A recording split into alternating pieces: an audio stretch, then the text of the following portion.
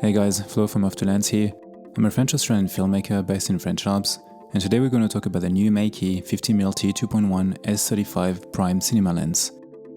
In this video we'll talk about my experience shooting with this lens, what I like or don't like about it, and whether or not I would recommend it. We'll also compare it to the 35mm that I already own. As always, this is my honest opinion after using the lens for nearly 2 weeks.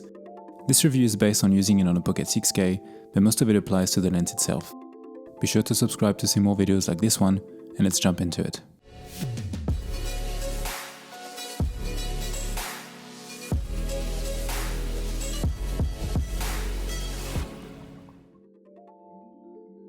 So first of all, thanks to MEIKE for sending this lens. They reached out to me a few months ago and asked me if I wanted to test out their new line of Super 35 Cinema Prime lenses, so of course I said yes. Feel free to check out my review of the 35mm. This 50mm is the second one.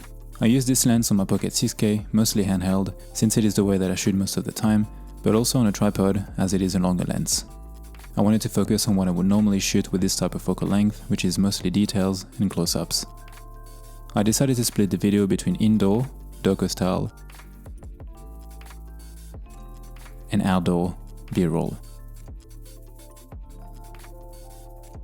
In terms of rig, I had a Tilta Mini full of focus, a Nisi variable ND at the front, a 7-inch small HD monitor, and on some occasion, the Core V-Log battery. I shot with the lens for nearly 2 weeks. I wanted to shoot at sunrise and sunset, but COVID restrictions made it tricky since there's a curfew here at 6 PM. I made sure to use the lens when the light was harsh as well so I could test the flares, and also tried to shoot as wide open as possible in order to see the bokeh. I shot everything mostly between T2.1 and T5.6, with some shots at T8 and T11.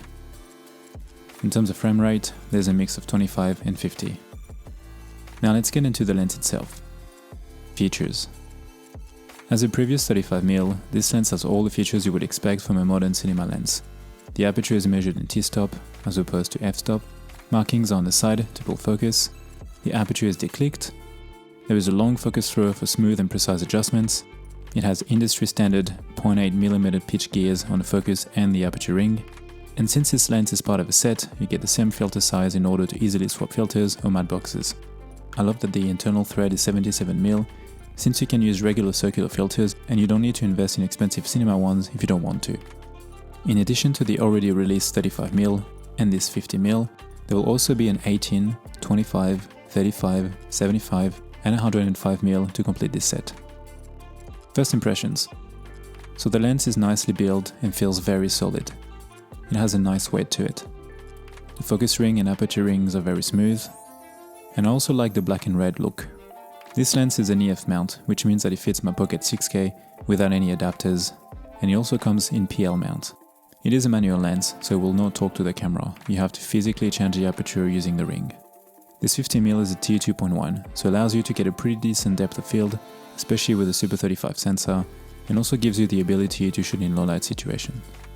In terms of price, this lens is only $570 USD or $540 currently, which is pretty amazing being a T2.1 and that it covers Super 35 sensors. As I've mentioned before, I wanted to focus on what I would normally shoot with this type of focal length, which is mostly details and close-ups. I shot a lot of it handheld, but since it is a 50mm, this lens becomes roughly an 80mm on my Pocket 6K, and it can make it quite tricky, so I had to rely on slow motion a lot for the outdoor scenes. I love the feel and energy when I was filming handheld Em's drawing on her iPad, but also wanted to try a whole new sequence on a tripod. So I decided to film Em's illustrating again, but this time using a tripod with very minimal movements, so I could concentrate on racking focus and shooting wide open. I really enjoy the precise control that I have when focusing and the overall look of the image. What I like about this lens. First, the image. MEIKE lenses have a nice look and feel to it, and this one is no different. There's a certain image quality to cinema lenses, and I like the colors and textures that this lens produces. I also found the bokeh to be pleasing and not too distracting. Smooth focusing. Being able to smoothly adjust your focus is essential. I found this lens to be very pleasant to use when racking focus. I was able to make very precise adjustments. I didn't experience any issues regarding focus breathing as well, which is a good thing. Using a full focus on a cinema lens is such a nice feeling, especially when compared to regular stills lenses. I found this lens to be well balanced on a BMPCC 6K. The lens is heavy for its size when compared to a photography lens, but it felt really good using it with my rig. And finally, I enjoy shooting with this lens. This is probably the most important part. I was a bit worried at first, since 50mm is not a focal length that I would choose when it comes to prime lenses, but I found myself wanting to focus on the small details and try new things. What I don't like about this lens. Sharpness wide open. So I found this 50mm to be quite soft at T2.1. I always found myself to be changing the aperture to T2.8 to get back that little bit of sharpness. Anything above T4 is super sharp. I also found the lens to lose quite a bit of contrast when facing direct sunlight. Flares and color shift. As always, flares are more of a personal thing, but again, I didn't find them to be too strong. At the bottom of the frame, when facing sunlight, you can clearly see some weird things happening. Minimum focus distance. At 58cm, I found the minimum focus distance to be a bit too long. This was slightly annoying on a few shots, as it didn't allow me to get close enough to get the frames that I wanted. The red dot.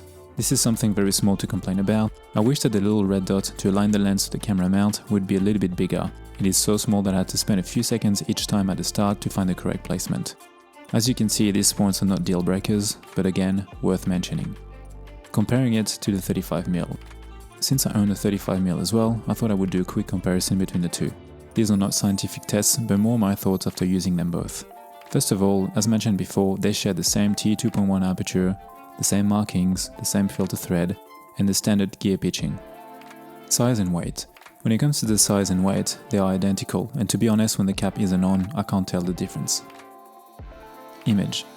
So when comparing the image between the two, this is when I start to notice a few differences in some cases. In my opinion, the 50mm has more color shift and less sharpness wide open than the 35mm.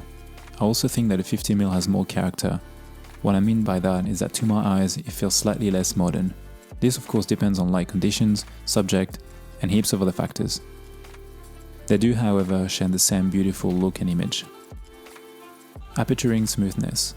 So when I first reviewed the 35mm, I talked about how the aperture ring was a bit too smooth in my opinion. The one on the 50mm offers a tad more resistance and is the right amount for me. Would I recommend this lens? As I've said before, for the 35mm, I would absolutely recommend this lens. I love shooting with it and I'm quite happy with the images that I captured. Although 50mm is not the focal length that I would naturally go for, I enjoy shooting this lens and it made me think about composition a lot more than usual.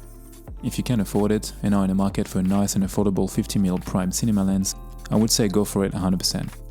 I'm looking forward to be testing the new ones when they come out. I'm so keen for MEIKE to release the 25mm as my favorite focal length is probably 28. I hope you've enjoyed this review of the MEIKE 50mm S35 Cine lens. Be sure to subscribe to see more videos like this one, and let me know in the comments if you're thinking of getting this lens. As always, thanks for watching and I'll see you in the next one. Bye.